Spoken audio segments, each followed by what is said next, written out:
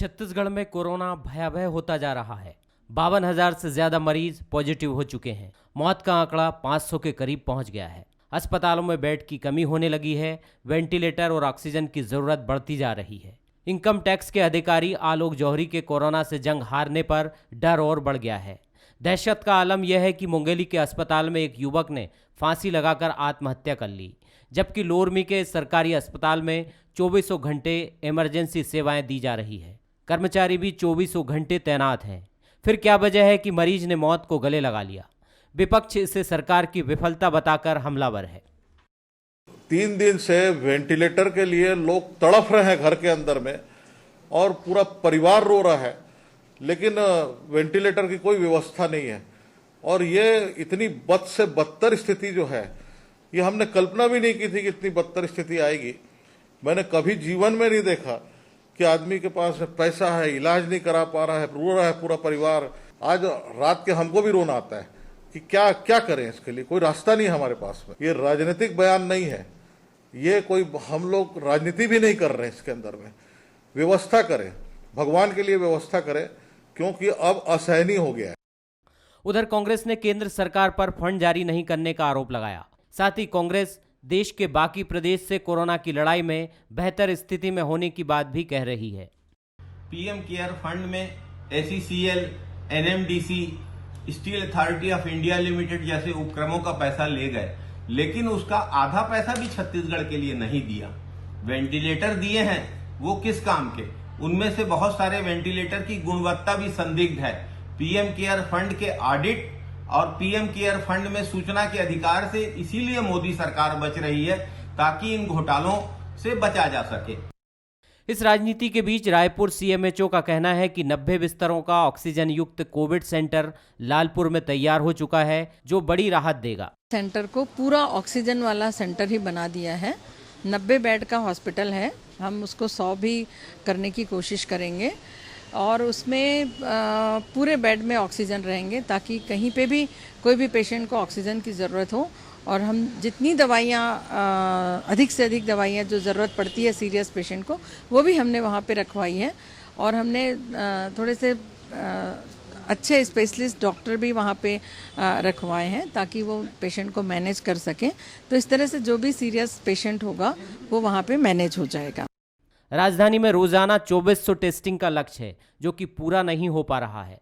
राजधानी के साथ अब बिलासपुर, दुर्ग के हालात भी खराब हो चले हैं। सरकार लगातार इस महामारी से लड़ने तैयारियों पर जोर दे रही है। उम्मीद है आने वाले दिनों में स्थिति में सुधार होगा। अभिषेक शुक्ल, बंसल न्यूज, रायपुर।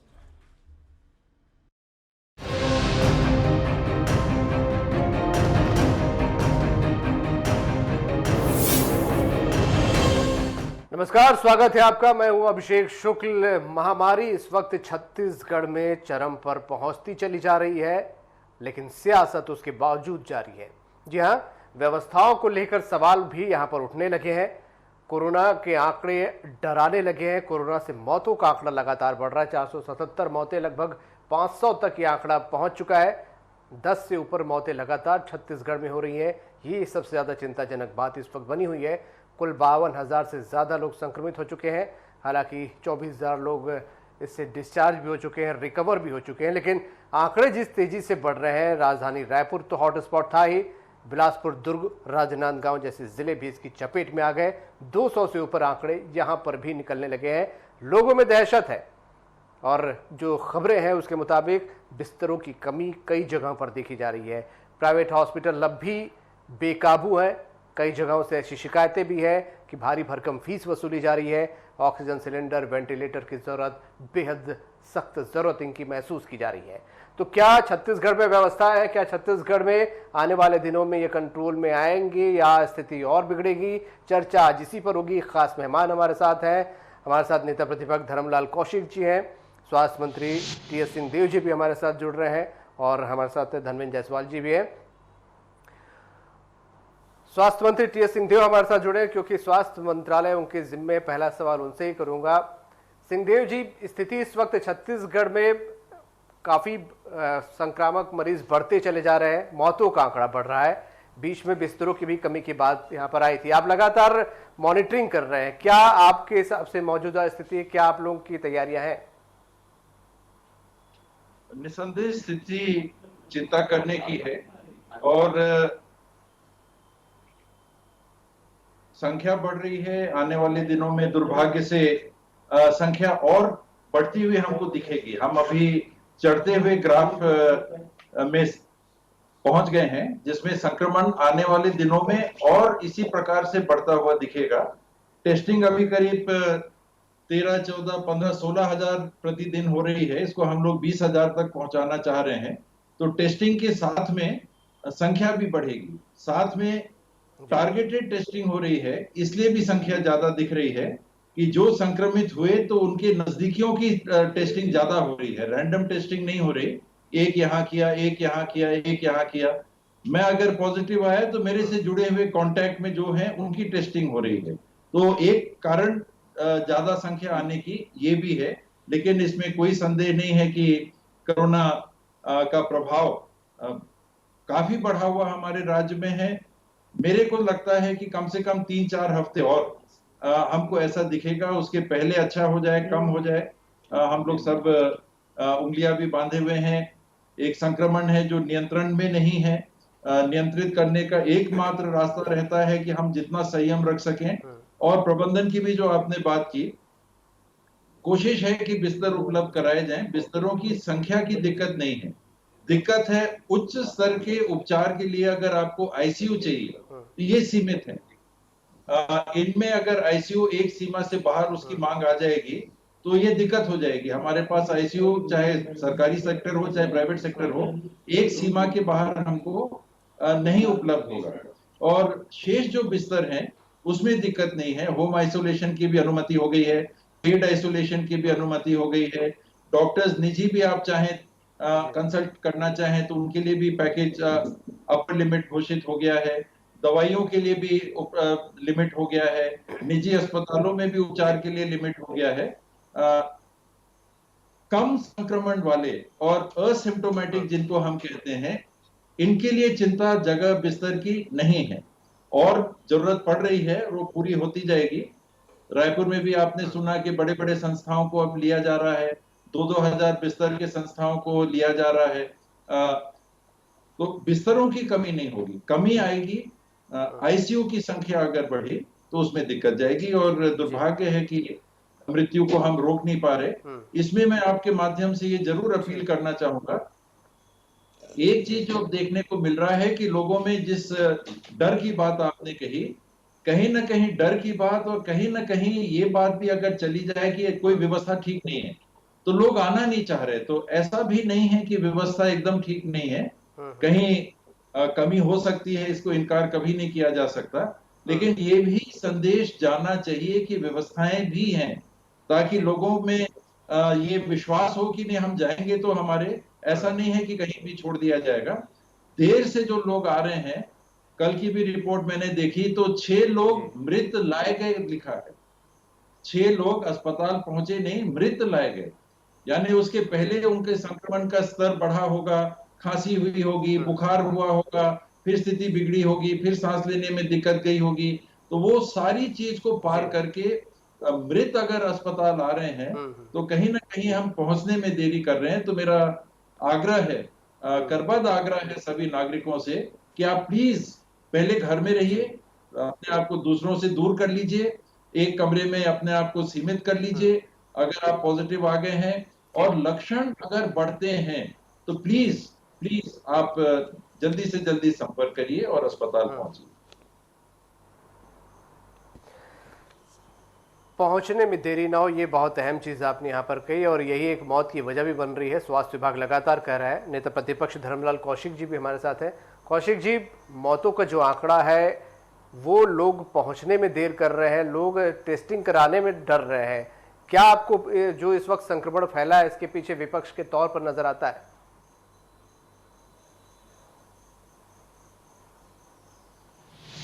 देखिए, पूरे वैश्विक स्तर पर संक्रमण है और भारत में भी है। छत्तीसगढ़ में अब जो स्थिति बन रही है वास्तविक में डरावना स्थिति बन रही है, भयावह स्थिति बन रही है।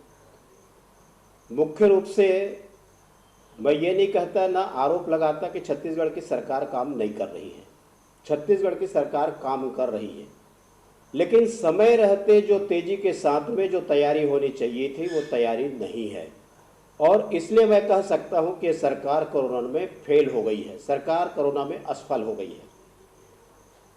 मैं ये कहा कि सरकार काम कर रही है, लेकिन काम करने का उनका जो शैली है, काम करने का तरीका है, मैं कुछ आंकड़ों आपके सामने रखना चाहता हूं। पूरे हिंदुस्तान में हमारा जो रिकवरी रेट है, राजा साहब को मालूम है, 35वें नंबर पर है, मतलब नीचे है, सबसे नीचे। ये हमारी रिकवरी रेट है। पूरे हिंदुस्तान में यदि एक्टिव की हम बात करें तो प्रतिशत में जाएंगे तो हम पहले नंबर पर हैं एक्टिव केस में। रिकवरी हमारा बढ़ना चाहिए, वहां हम नीचे हैं। एक्टिव केस हमारा कम होना चाहिए, वहां हम फर्स्ट नंबर पे हैं प्रतिशत में। वैसे हम 8वें नंबर पर हैं जनसंख्या के हिसाब से। दूसरी बात, सरकार की जो तैयारी की बात है, पर्याप्त समय मिला है और पर्याप्त समय में जो तैयारी होनी चाहिए, आज 53,000 के आसपास है। मध्य प्रदेश का और छत्तीसगढ़ का आप लोग एक साथ दिखाते हैं। एक सप्ताह से ऊपर हो गया, मध्य प्रदेश से हम ज्यादा संख्या में लगातार निकल रहे हैं। एक्टिव केस में हम मध्य प्रदेश से आगे हो गए हैं। रिकवरी रेट में तो मैंने पहले ही बता दिया कि हम हिंदुस्तान में सबसे पीछे हैं। आज मध्य प्रदेश के पॉपुलेशन और छत्तीसगढ़ का पॉपुलेशन देखिए कि हमसे कई गुना ज्यादा है, लेकिन वहां किस प्रकार से कंट्रोल किया गया, नियंत्रित किया गया, उसका परिणाम आपके सामने में है। हमारे यहाँ की सरकार जो काम कर रही है वो भी आपके सामने में है। उसके बाद में टेस्टिंग की जब मैं बात करूंगा तो लगभग 7 लाख, मेरे पास जो आंकड़े हैं, राजा साहब के पास होगा तो करेक्ट करेंगे उसको, लगभग 7 लाख टेस्टिंग हमारे अभी तक के हुए हैं। और टेस्टिंग में यदि हम कहेंगे तो पूरे देश में हमारा 20वां नंबर पर है, इसी के प्रतिशत के हिसाब पर। अब डेथ में आपने खुद ही बता दिया, राजा साहब भी चिंतित है कि कोरोना कंट्रोल से बाहर है, मृत्यु हो रही है, रोक पाने में हम असफल हैं। और इसी के साथ ही साथ में कि हमारे यहाँ जो ऐसा कोई दिन नहीं होगा कि स्वास्थ्य मंत्री जी को कोई अप्रोच नहीं करते होंगे अस्पताल में भर्ती होने के लिए। मेरे को फोन करते हैं भर्ती होने के लिए, मुख्यमंत्री के यहाँ फोन करते हैं, अनेक लोगों के मंत्रियों के यहाँ फोन करते हैं, जिनके पास जो अप्रोच है वो फोन करके बोलते हैं कि भैया कहीं तो हमको भेजवा दो, कहीं तो भर्ती करवा दो। और देरी का जो कारण है, अब मैं बाकी बातों पे नहीं जाना चाहता, क्या स्थिति बन रही है कि गुड़ियारी का आपके सामने में है कि वहां के कांग्रेस के सक्रिय विधायक, संसदीय सचिव, ऐसे व्यक्ति को यदि ये कहना पड़े कि मरीज को यदि कुछ हुआ तो घर आकर बैठ जाऊंगा, यदि विधायक को यह कहना पड़े और सत्ताधारी दल के विधायक को शहर में कहना पड़े, तो गांव में जब फोन करते होंगे तो इनके एम्बुलेंस पहुंचने में कितने दिन लग रही होगी। सूचना देने के बाद में भी नहीं पहुंच पा रही है। ये बात की स्वीकार्यता है और राजा साहब इसको स्वीकार भी कर लेते हैं, उनको स्वीकार करने में दिक्कत नहीं होती। लोरवी का आपने बताया कि फांसी लगा करके मर गया, बाकी प्रदेशों को मैं उस हवाला में नहीं जाना चाहता। मैं मुख्य रूप से अब स्वास्थ्य, हमारा जो चिकित्सक है उसमें हमारे जो नर्सिंग स्टाफ है वो लोग भी संक्रमित होते जा रहे हैं। उनका मनोबल जो बढ़ना चाहिए, शुरू से हम लोग बोल रहे हैं कि दूसरे प्रदेशों में जो व्यवस्था की गई है उनके मनोबल को बढ़ाने का, कि यदि मृत्यु हो रही तो उनके लिए निश्चित राशि आप घोषित करिए। यदि वो संक्रमित हो रहे हैं तो उनके घर में कोई पैसा पहुंचाने वाला हो, उनका मनोबल बढ़ना चाहिए। लेकिन छत्तीसगढ़ में इस प्रकार से कोई कार्रवाई नहीं हो रही है, स्वास्थ्य मंत्री जिससे हमारे स्वास्थ्य विभाग के अधिकारियों को दहशत खत्म होनी चाहिए। वो टेस्टिंग कराने में जो देरी कर रहे हैं जी, टेस्टिंग कराने में जो देर हो रही है वो देर क्यों हो रही है? मैं धनविंद जी पे एक टिप्पणी लूंगा। धनविंद जी, क्या वजह है कि लोग टेस्ट कराने में देरी कर रहे हैं और इस वजह से टेस्टिंग कराने में देरी नहीं, न केवल टेस्टिंग में देरी हो नहीं नहीं, मैं इस बात से सहमत नहीं हूं। रायपुर में मैं जी आता हूं। कौशिक जी आपके पास छोटी टिप्पणी नगर निगम ने कुछ दल बनाया है जी। देखिए, न केवल टेस्टिंग में देरी हो रही है बल्कि जो पॉजिटिव पेशेंट पाए जा रहे हैं उनको हॉस्पिटलाइज कराने में भी देरी हो रही है, उनके कॉन्टैक्ट ट्रेसिंग में भी देरी हो रही है। जो लगातार पेशेंट पाए जा रहे हैं उनके ये सबसे बड़ी चिंता की बात यह है कि सरकार जो जिन मरीजों का सैंपल ले रही है उनके सही नाम, पते, उनका फोन नंबर सही नहीं ले पा रही है, जबकि ये ऐसी स्थिति नहीं आनी चाहिए थी, लेकिन ये स्थिति लगातार सामने आ रही है। इसके लेकर सरकार भी चिंतित है। छत्तीसगढ़ में आज बिस्तरों की उपलब्धता को लेकर के हालात ये हैं जो मई जून में दिल्ली के हालात थे। मरीज किसी अस्पताल में जाता है, यदि वो उसके जब तक टेस्ट नहीं हुआ तो कोई एडमिशन नहीं मिलता है जी। मरीज यदि टेस्टेड है और उसको अस्पताल में बिस्तर चाहिए तो बिस्तरों की उपलब्धता नहीं है। इसके अलावा एक गंभीर चिंता की बात यह है, ये बात लगातार सामने आ रही है, स्वास्थ्य मंत्री जी भी स्वयं जानते हैं, मुख्यमंत्री जी तक ये बात जानकारी में है, नेता प्रतिपक्ष इस बात को लगातार कहते भी रहे हैं कि जो मरीज अस्पताल में भर्ती हैं, जिनको बिस्तर मिल गया है, उनको देखने के लिए ना तो कोई डॉक्टर है ना पैरामेडिकल स्टाफ है, डॉक्टर उन तक पहुंचता नहीं है।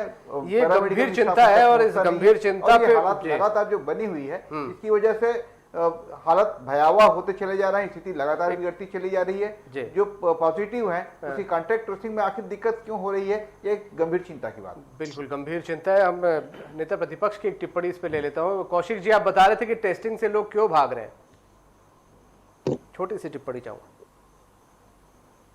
नहीं, टेस्टिंग से लोग नहीं भाग रहे हैं। मैंने रायपुर का उदाहरण दिया कि नगर निगम में कुछ दस्ता बनाए गए हैं, दल बनाए गए हैं कि जो भी फोन आए तो टेस्टिंग करने के लिए चले जाते हैं। हमारे यहाँ रायपुर, बिलासपुर में लगातार पेपर में छपा है, राजनांदगांव में छपा है कि आज टेस्टिंग हुआ, उनका रिपोर्ट आ रहा है 10 दिन बाद में, 9 दिन बाद में उनको मिल रहा है, 8 दिन बाद में मिल रहा है। 8 दिन में तो पूरे परिवार संक्रमित हो जाएंगे, तो आपका टेस्टिंग का औचित्य क्या है? टेस्टिंग का 2 दिन में रिपोर्ट मिल जाए, बहुत है तो 3 दिन में रिपोर्ट मिल जाए, ये व्यवस्था को सुधारने की आवश्यकता है। अभी तो हमारे यहाँ टेस्टिंग के लिए भी बंद हो गई थी, 1 सप्ताह जवाब ले लेता हूं। सिंहदेव जी, ये अनेक जगह ऐसी बातें आ रही है कि जो टेस्टिंग की रिपोर्ट है वो काफी देर से मिल रही है। इसके लिए भी क्या कोई आप लोगों ने इलाज ढूंढा है, कोई तरीका ढूंढा है इसके लिए? जी, इसके लिए लगातार पहल हो रही है। कहीं कहीं पर ये शिकायतें आ रही हैं, इसको भी जनरल नहीं करना चाहिए। अगर 2 जगह लेट हुआ तो सभी जगह 10 दिन में आ रहा है, ऐसा नहीं। मेरे पास भी राजनांदगांव से फोन आया था और उन्होंने बताया 8 दिन वाली बात जो कौशिक जी कह रहे हैं, एक प्रकरण में निसंदेह मेरे पास भी ये खबर आई कि 8वें दिन या 9वें दिन रिपोर्ट आई। ये मैं भी इस बात को कहूंगा, मैंने कलेक्टर साहब से भी बात की और मैंने कहा कि ये किस कारण से हुआ, उन्होंने अपनी बात बताई। बहरहाल टेस्टिंग की जो स्थिति है उसको अगर आप देखते हैं, मैं परसों की रिपोर्ट का आंकड़ा मेरे पास है, इसलिए उस आधार पे केवल बताने के लिए कह रहा हूं। मान लीजिए 15,672 टेस्ट हुए, तो 10,029 टेस्ट तो एंटीजन के टेस्ट हैं। इसमें देर से रिपोर्ट आने का सवाल ही नहीं है, क्योंकि 15 मिनट के अंदर वहीं सामने सामने पता चल जाता है कि आप नेगेटिव हैं कि पॉजिटिव हैं। उसमें टेस्ट में रिपोर्ट देर से आने का प्रश्न नहीं है। 812 जो टेस्ट हुए थे वो ट्रू नेट पद्धति से हुए थे, इसमें 2 घंटे लगते हैं, ये लैब में जाता है और वापस आता है, इसमें थोड़ी बहुत संभावना है, लेकिन शिकायत कम आई है। 4,831 टेस्ट जो हुए थे ये RT-PCR पद्धति से हुए थे। यहां है जहां दिक्कत आती है, और दिक्कत का कारण ये बना हुआ है, ये व्यवस्था जिनको रिपोर्ट चढ़ानी है, ये तो हम लोग को सब बता देते हैं कि इतने पॉजिटिव आए, इतने नेगेटिव आए, लेकिन वो जो हमारे टेस्ट किए हुए लोग हैं वो नेगेटिव हैं कि पॉजिटिव है, पॉजिटिव का तो पहुंच रहा है, नेगेटिव का नहीं पहुंच रहा। अपवाद मैं नहीं कहता, अपवाद जैसा मैंने स्वयं आपको बताया, मेरे पास भी ऐसी जानकारी बीच बीच में आती है। ये गैप को दूर करने के लिए हम लोगों ने विशेष टीम बनाया है, विशेष जिम्मेदारियां दी हैं, और 4 IAS अधिकारियों को इस बाबत लगाया है कि अब इतने दिन के बाद ये बात सुनने में नहीं आनी चाहिए कि लोगों को ये नहीं पता चल रहा है कि वो पॉजिटिव है कि नेगेटिव। एक पॉजिटिव है तो खबर चला जा रहा, उनको खबर हो गई, दूसरा वो नेगेटिव है तो लेट खबर जा रहा है, ये बिल्कुल नहीं होना चाहिए। और पॉजिटिव भी हैं और लेट खबर जा रही है आपका लैब बंद हो गया या 3 दिन के लिए सफाई में सैंपल आपने रोक लिया, कहीं कहीं ऐसा होता है, लेकिन ये बार बार नहीं होना चाहिए। अपवाद कहीं हो तो कारण है। और एंटीजन जो टेस्ट है इसमें देर का सवाल नहीं है, क्योंकि वो तो मरीज के आंख के सामने ही टेस्ट की रिपोर्ट आ जाती है। ठीक है, स्वास्थ्य मंत्री जी, इस महीने के आखिरी तक का आपका क्या आकलन है, क्योंकि आप लोगों ने मॉनिटरिंग की है, तैयारी भी करके रखी होगी आने वाले समय के लिए, और मौतों का आंकड़ा रिड्यूस हो इसके लिए क्या खास तैयारियां है, क्योंकि लोगों में सबसे ज्यादा डर अब मौतों का है। जो माननीय धर्मलाल जी ने जिस बात को कहा, आज जो आपकी स्थिति छत्तीसगढ़ की दिख रही है पॉजिटिविटी में और डिस्चार्ज में, ये संतोषजनक नहीं दिख रही बल्कि खराब दिख रही। एक समय था जब छत्तीसगढ़ के लिए लोग कहते थे कि नहीं बड़ी अच्छी स्थिति है।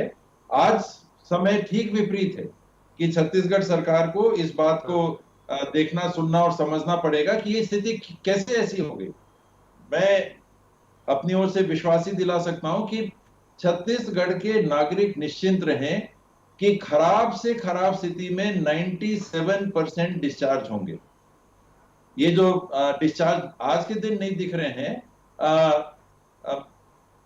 लिख के देने वाली बात हल्की प्रतीत होगी, लेकिन एक सामान्य रूप से जानकार व्यक्ति और जो मेरा अनुभव इन महीनों से, सालों, पिछले कुछ महीनों से स्वास्थ्य विभाग में है, मैं वो सारे अनुभव के आधार पे खुले मन से ये कह सकता हूं कि डिस्चार्ज नहीं हो रहे हैं वो मेरे लिए चिंता का विषय आज नहीं है। वो एक आंकड़ा है। जो चिंता का विषय है आपने पूछा, जो मृत्यु हो रही है, और मृत्यु दर संयोग से कहें या सौभाग्य से कहें, आज राष्ट्रीय दर का आधा है। ये अगर बढ़ा, ये 2% तक गया, 3% तक गया, तो ये एक बड़ा प्रश्न चिन्ह छत्तीसगढ़ की व्यवस्था के ऊपर लग जाएगा।